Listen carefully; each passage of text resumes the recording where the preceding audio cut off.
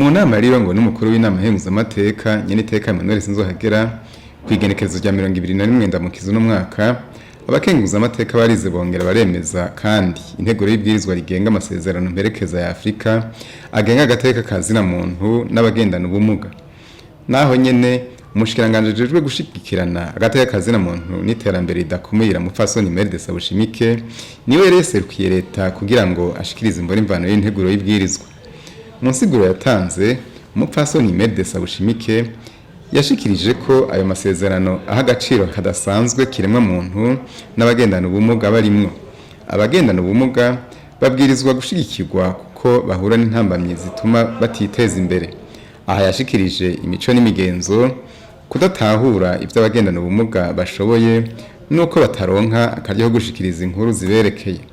Uko vyifashe mu gihugu cacu cy'u Burundi nuko abageze mu zabukuru bakeneye cyane gukingirwa n'inzego za leta, ariko kandi no gushikirana mu kibano vyamye biranga abarundi bidasigaye inyuma.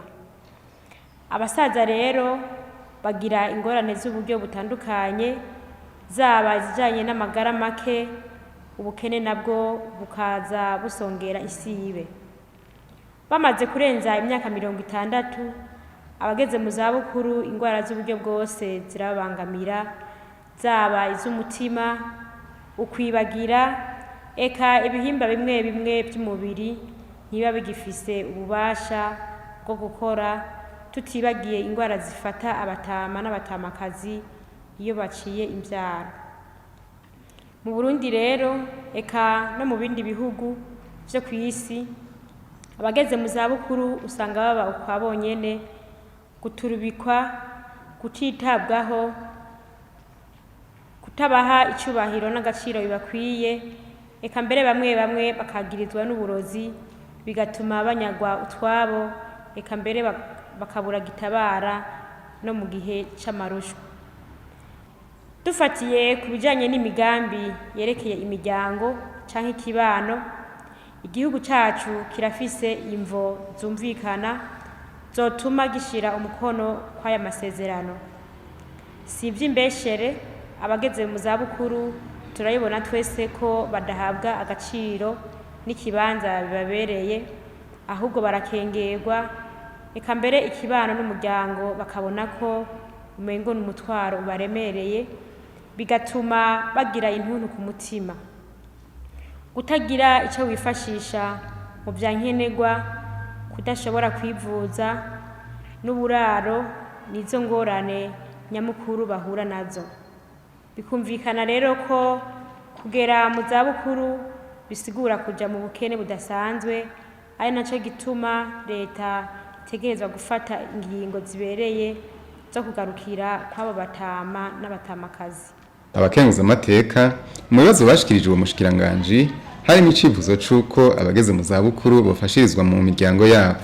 Mbega ko rya centre muri ministère de la santé ikora kugira igwanye iyi ngwara canke isasiriza abanyagihugu, nta kuntu hoba amakomite mu makomine ayo nayo agaca kordona ku banyagihugu bageze mu zabukuru baba ku mitumba, bakararonka izo mfashanyo, hama nabo bakaraba ingene bafasha umunyagihugu ari mu rugiwe, kuko burya iyo umunyoko canke umusokuru aronse utwo afungura ari muri yanzu yiwe, asohoka hanze akaraba utuntu twiwe aho turi, burya turafasha kandi bikamaha n'umwizero.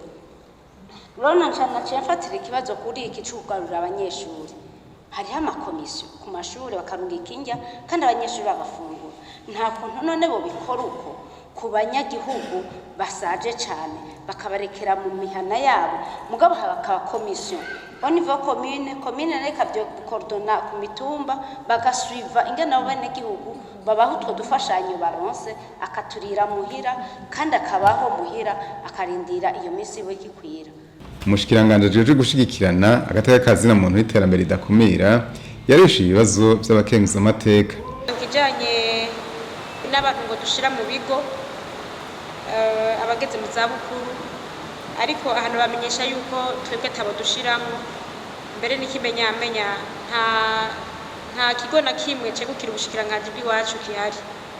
n'ibyo dufasha n'ibyo abandi bantu bashizeho, kuko twebwe muri leta ntidushigikiye yuko umuntu ageze mu zabukuru yoja kuba mu kigo. Ntibyumvikana ko umuntu ageze mu zabukuru afise abo yibarutse, afise umuryango ashobora kuba yarafashije, ingene nabo batomufasha kugira asaze amerewe neza. Bamwe yafasha bakiri bato nayo ngo bamufashe, ariko aragera mu zabukuru.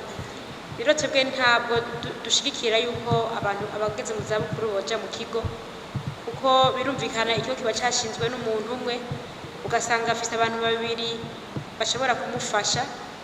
Rero abo bantu babiri kugira bashobore kwitaho neza ku buryo buboneka abantu barenga nka 50, muravyumva ko batabishoboye.